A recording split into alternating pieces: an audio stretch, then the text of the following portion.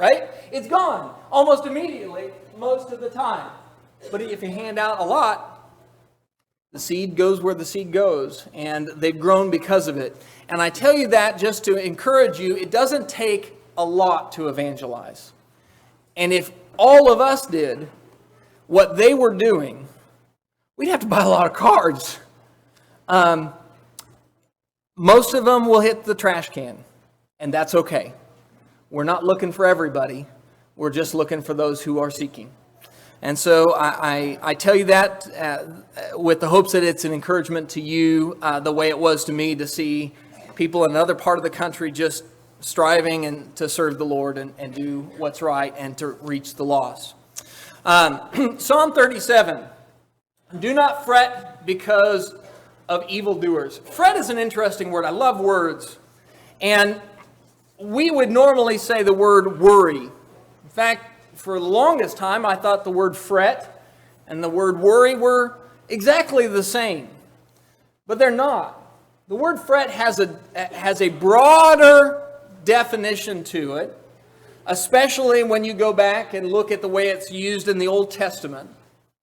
And in Psalm 37, we're being told, do not fret because of evildoers. The context, especially of the first 11 verses that Ty read there, is that we as God's people would learn to not be so fixated on the evil in the world. The word fret comes, it really has three basic definitions, and they're all word pictures, which is really helpful for me. If I can visualize a word, I can wrap my brain around it a little bit more. The first is the idea of devouring or consuming. When you say something like, that's just eating me up inside, what you're saying is you're fretting. It's devouring you. It's consuming you. It's interesting when you think about the word fret, meaning devour and consume, and what is it that the devil wants to do? He prowls about like a roaring lion, seeking whom he might devour. So that's the first idea. The other is to burn. This idea of it being a fire within you that won't be put out. And not in a good way, not a passionate way, but when we say things like, oh, that just burns me. What you're saying is, I'm fretting over it. I'm fixated on it. In fact, if you were to find a word that's a closer synonym to fret, it would probably mean more like fixate. Where your mind, your life, your thinking is just on fire because of this thing, whatever that is. And then the last is to rub or to chafe, where there's a friction there that creates a strife or a pain or a discord in your life.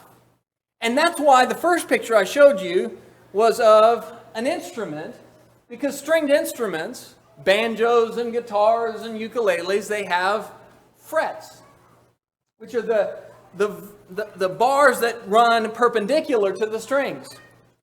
And those bars are there so that when you put your finger down on the string then touches on that bar and it rubs against that bar, changing the tune of the string. And so they call it a fret. Same etymology. And so one way to think about it is, you want to know whether you're fretting over something? Has it changed your tune? If you're fixated on it, if it's devouring you, if it's burning you up, if it's a rubbing or a chafing thing in your life, it changes how you interact with everything else. And so what we're told is, do not fret because of evildoers. Do not let evildoers, do not let evil in this world change who you are. Don't let it change your tune. It's going to happen. The world is out there. The news is bad. If it bleeds, it leads. You're going to have bad people do bad things on a global scale. You're going to have people do bad things to you on a local, more personal scale, more intimately. You're going to have it. There are going to be evildoers in your life, whether you like it or not. And it will intimately affect you at some point. Because we live in a world that is full of sin. We live in a world where the devil prowls about. But don't fret. See, one of the greatest victories that we're given is that we don't have to fixate on that because we know the rest of the story. We know, as God's people, how this thing turns out. But we're told in Psalm 37 there's a variety of reasons that cause us to fret. And the interesting thing is that each of them will point back to you. See, we think, I'm fixated on evil because of the evil. I'm fretting, I'm worrying, I'm being consumed or burned up or agitated because of all these wicked things out there. And what we do is we put it on somebody else. I put on what I saw in the news, or the way that other person treated me, or the thing that happened in my life. But Psalm 37 doesn't do that. Psalm 37 is going to give you some very clear reasons that the fretting is not about them, but it's about you. And the first reason that we're told that people fret sometimes is because we're secretly envious.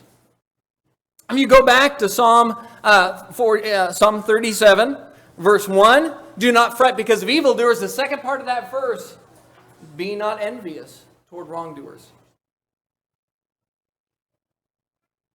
And then it goes on in verse 2 to say, for they will wither quickly like the grass and fade like the green herb. You know, one of the reasons that we fixate on evil is we see evildoers and they seem to be doing well.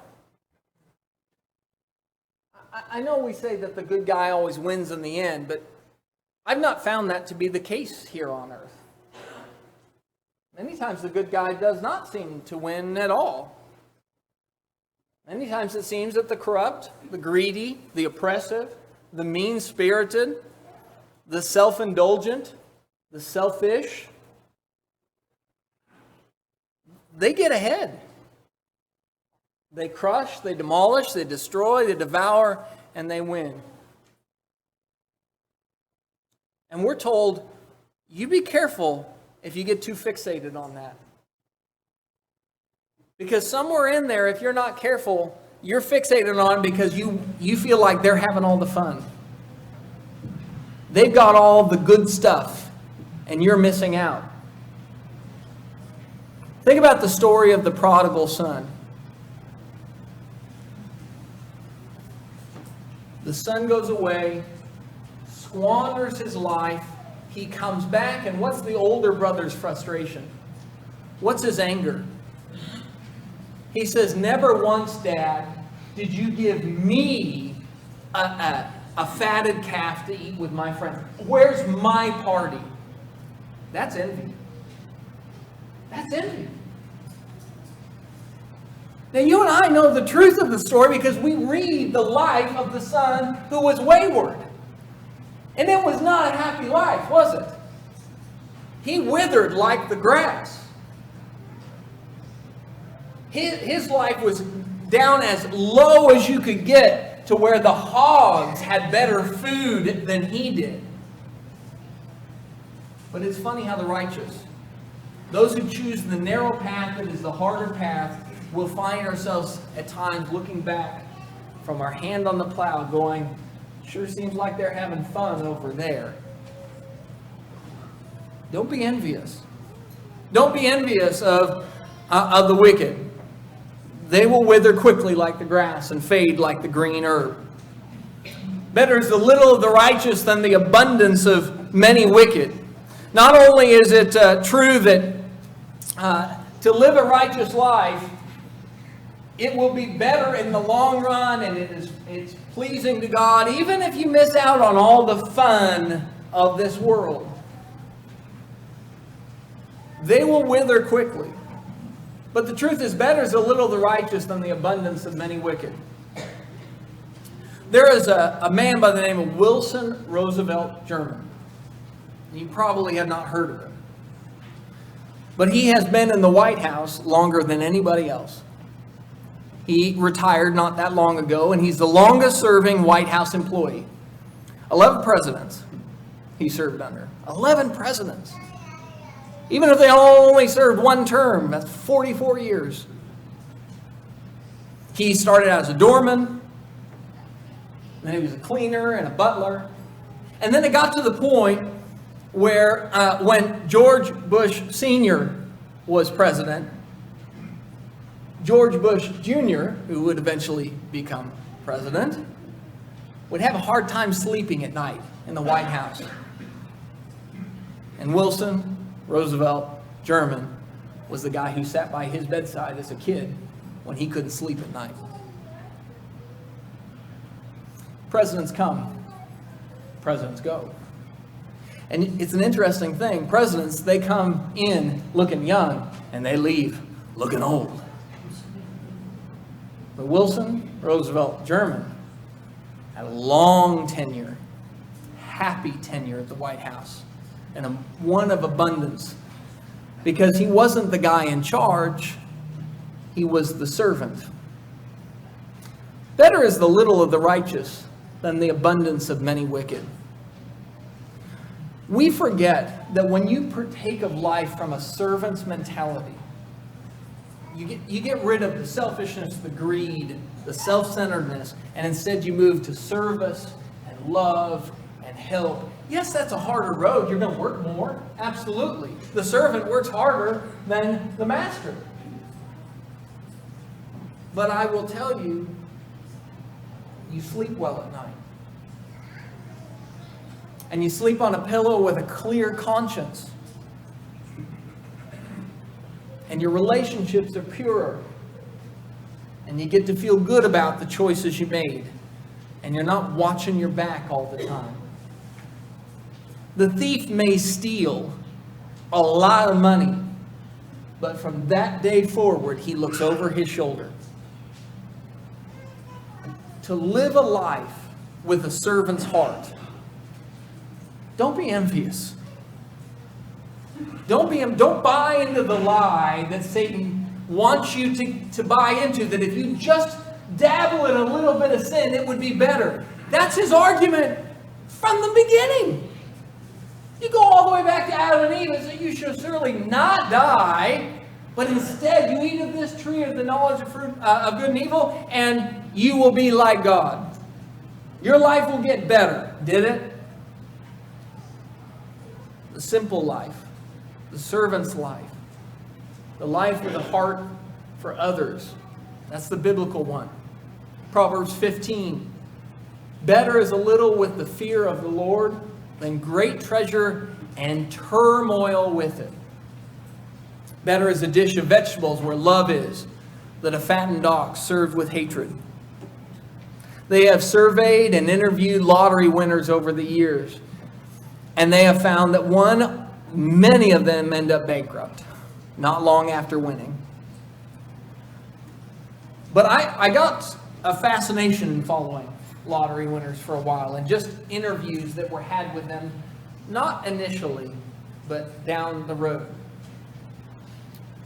And down the road, and this has been said multiple times, lottery winners who win millions of dollars say, I wish I'd never won it. Which is fascinating to me, because I kind of disagree. I'm sure that I would be happier. I'm just convinced of it. I know it would make my life better. But they'll tell you it's just turmoil. It's just turmoil. All the relatives that come out of the woodwork all of a sudden. Your fear over identity theft. There's a woman who won the lottery not that long ago, and it immediately brought in lawyers because she was terrified that as soon as people know my name connected to this money, my life is over. And I hate to say it, but she's probably not wrong. She was trying to preserve her anonymity. She accepted the money with a mask on, and I'm not talking COVID. Fear and turmoil are associated so often with the things that we say, if I just had a little bit more of that, I'd be happy. Don't fret. Don't be envious.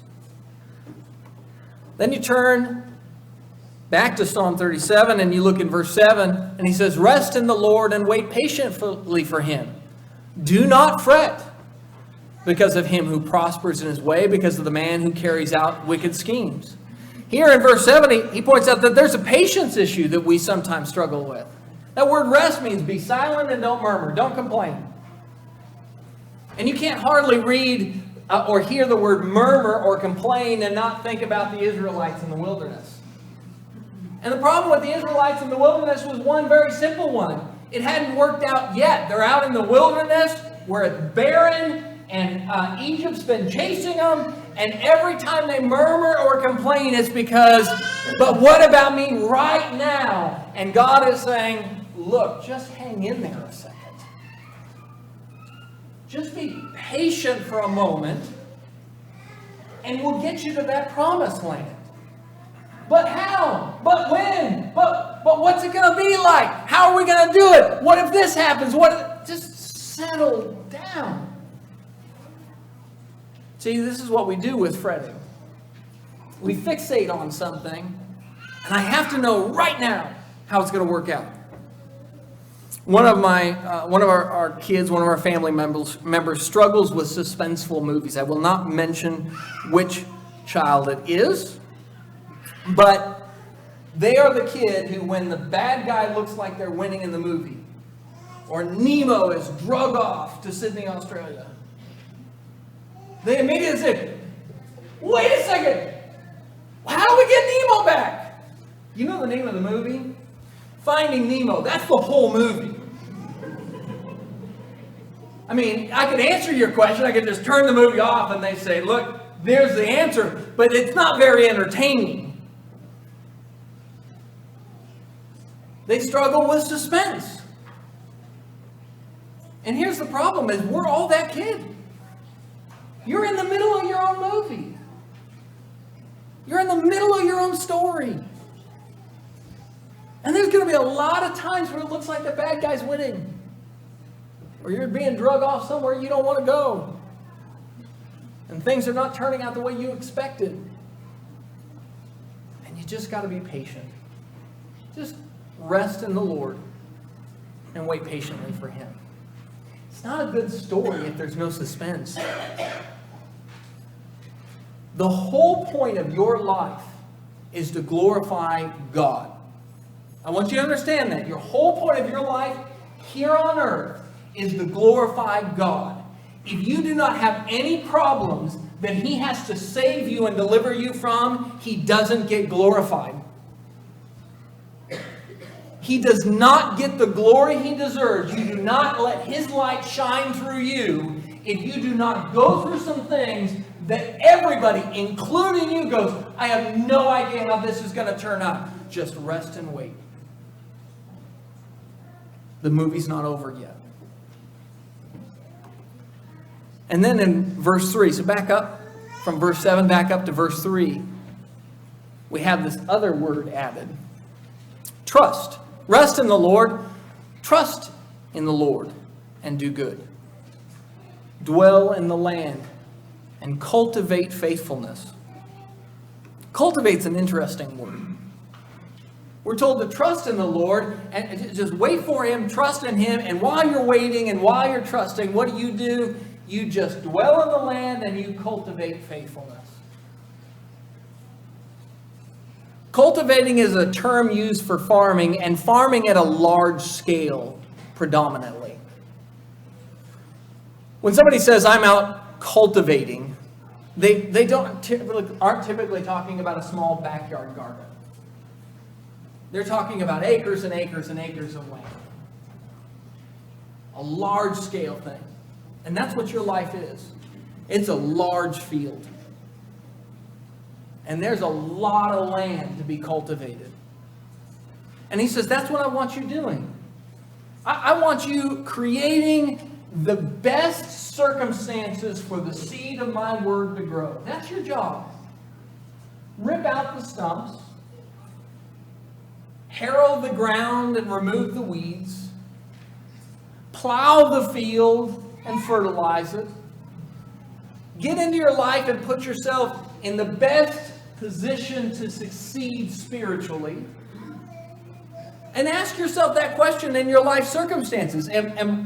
Is the way that my life is organized, my daily routine and my life circumstances, are they as advantageous as possible for the seed of God's Word to grow? Or have I created a circumstance in my life where the Word is there, yes, I hear it, but I've really not prepared the soil of my life for it to do things because I'm easily distracted, or I have too many hobbies, or I have bad habits that I just decided I'm going to leave that stump in the field. Because as long as you leave that stump in the field, not only will nothing grow where the stump is, but that stump, those weeds, they're taking nutrients from what ought to receive it. What we're told is, be patient. Let God take care of the outcome. Like that's fine. That's His job. You just create in your life the best circumstances for the seed to grow, and then let it do its job. And you see how these two things work together, this resting in the Lord and the cultivating, how they fit together, because if you're going to cultivate land for a seed to grow, after you planted the seed, you wait. And you don't know what it'll turn into or what the harvest will look like until you've been at it a while. Sometimes we fret because we want the end of the story right now. And God says, that is you not waiting for me to glorify you. The next is sometimes we fret because we're angry. It makes us angry to see injustice. It makes us angry to see corruption and evil and to feel powerless to stop it. It makes us angry when righteousness seems like it has no voice. In verse 8, he says, cease from anger and forsake wrath. Do not fret. It leads only to evil doing. You and I know as well as anything else that though we get angry over things, so often when we get angry and wrathful, even if the impetus for that anger and wrath is a righteous one. Maybe it started out by me being angry that evil and injustice and wickedness is prospering in the world. But that anger, I feed it, and guess what I turn into? Somebody who is also doing evil and unrighteousness. The danger with anger is that it is not sinful in and of itself, and we'll look at that a little bit more. But we know that it is a fire, and fire can burn out of control pretty easily. As a general rule, we're not very good at being angry. We're not very good at doing it the right way and knowing its proper boundaries. And we tend to get angry over the wrong things. Instead, Psalm 37 verse 11 says, but the humble will inherit the land and will delight themselves in the abundant prosperity. Cease from wrath, cease from anger. Instead, the humble will inherit the land. That's quoted by Jesus in Matthew chapter 5. In the Sermon on the Mount, as he goes through the blessed are, blessed are, blessed are, he quotes Psalm 37:11. It's not just a New Testament idea, it's a Bible idea. That the better way to live is to make sure that you don't forget that, yes, as you get angry over things and see injustice, which is completely appropriate for a righteous person to get upset about, don't let that anger turn into, and now I'm gonna. Nope. Don't let it turn into a burning fire that devours and consumes you. Ephesians 4 gives us the answer to this. In Ephesians 4 it says, be angry and yet do not sin. Do not let the sun go down on your anger, and do not give the devil an opportunity. Set boundaries for anger. Be angry and yet do not sin. And he says, do not let the sun go down on your anger. And I put that as, if you are focused and angry over something for more than 24 hours, it has controlled you, not the other way around. He says, don't let the sun go down on your anger. There's a family that we've known for years, and they have a little girl. She's not a little girl now, but she was a little girl. And they went camping. And every night The little girl would go to bed before the parents, and they'd tuck her into her sleeping bag, and she would start complaining, my sleeping bag hurts, I'm not comfortable, it's not good. And so every night, the parents would roll their eyes, and they said, look, go back to sleep. Kind of holler at her through the tent wall as they were sitting out by the campfire. And every night it continued. My sleeping bag hurts. I don't want to go to sleep. And she got scared to go to bed at night. She said, no, I don't want to do it. And so they just took the tack, and I've done this 1,000 times, so there's no judgment. I want you to understand, I'm not judging them as parents.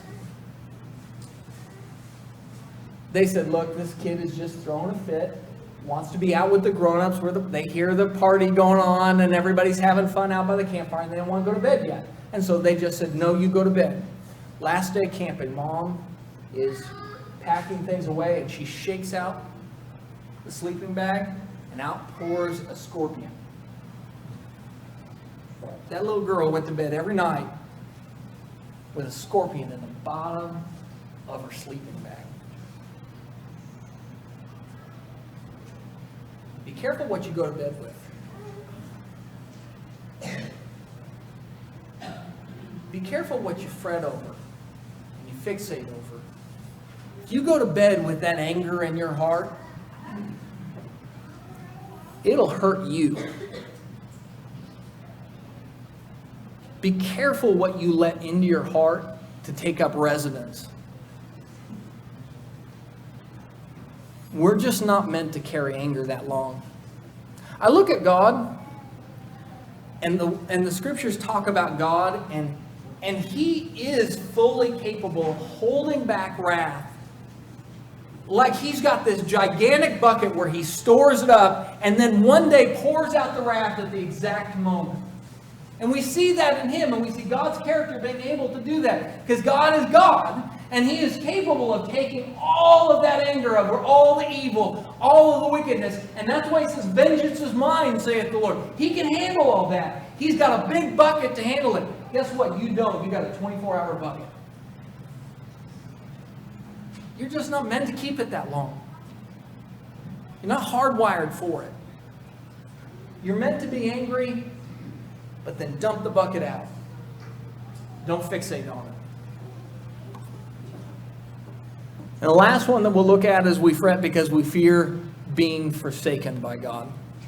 Psalm 37, down in verse 25, David would say, I have been young and now I am old, yet I have not seen the righteous forsaken or his descendants begging bread. Did you know that verse, which we quote all the time, is in the same psalm as all this stuff about fretting? That's not a coincidence. David is saying, look, I've lived here a while, and I've seen a lot of things, and I've learned God doesn't forsake His people. They will not be left out to beg bread. Verse 28, for the Lord loves justice and does not forsake His godly ones. They are preserved forever, but the descendants of the wicked will be cut off. We have this struggle with, what about me? We're going through things and we're seeing things in the world and we think, well, wait a second, what about me? Am I missing out while others are living their lives to the fullest? And sometimes it even happens where we look over at other Christians and we see how their lives are going. And we burn inside of us because why are their lives going like that? And I'm working so hard and mine isn't going like that. And I will tell you a couple of different things. One, what you see on the outside of somebody's life does not tell you what's going on in their inner world. You don't know. So be very careful with they got it so good and not me. Be very careful. You don't know. And the other is, you will not be forsaken. God's not going to leave you in a lurch. He's not going to make it so that you miss out. I want you to turn over to 1 Kings 17 with me.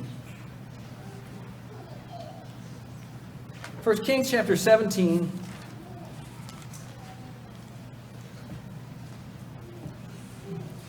And here is Elijah.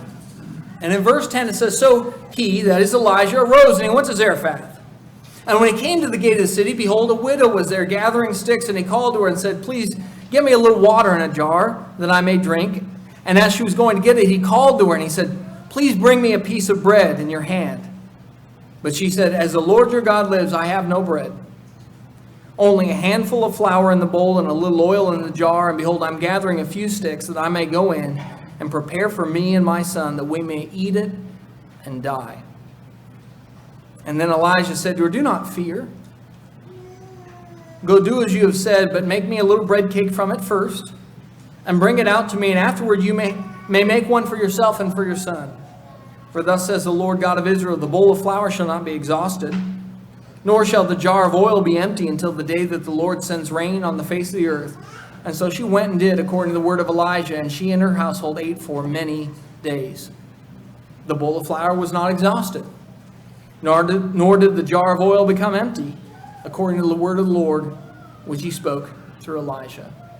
Do you understand the lesson there? It's not about flour and oil. It's about a woman who was at the end of her rope. It's about a woman who truly believes she was making the final meal for her and her son to die.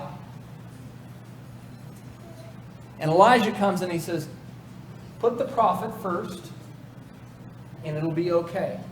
And it reminds you an awful lot of what our Lord and Savior said. Seek first the kingdom of God, and all these things shall be added unto you.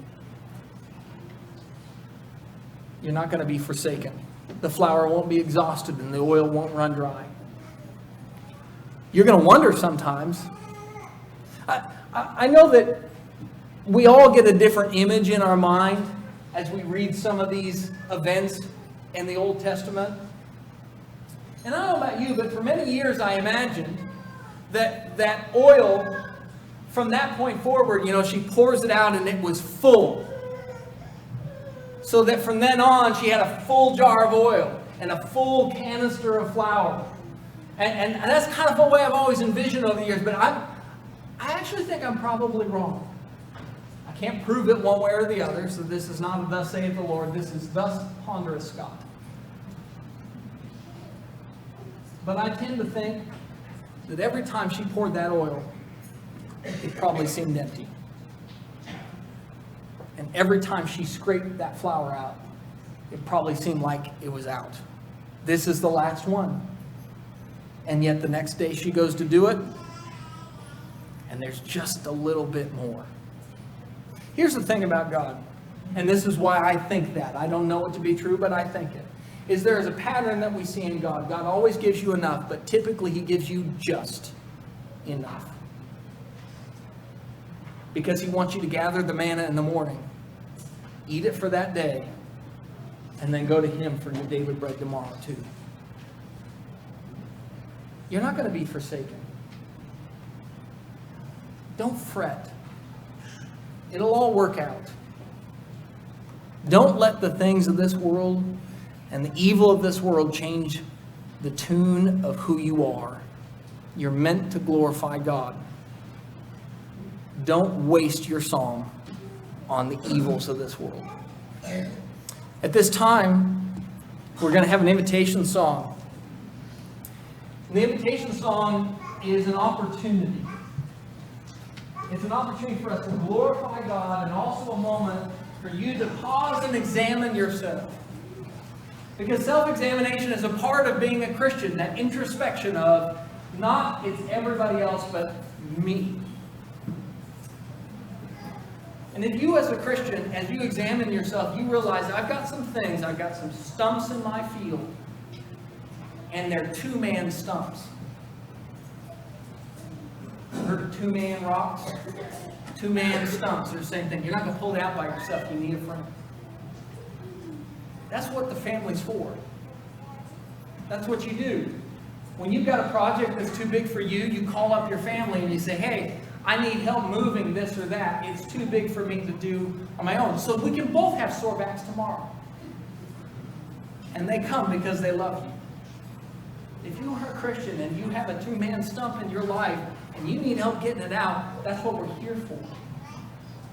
And I want you to let the family know. I want you to be brave. want you to be brave. And I don't want it to devour or consume you anymore, and I want you to let us know so we can help. And if you're not yet a Christian, I want you to be brave. Because right now you're on the outside of the family looking in. And that's a tough spot to be in, where you're looking in at the window, but you're not a part. You're still sitting out in the cold.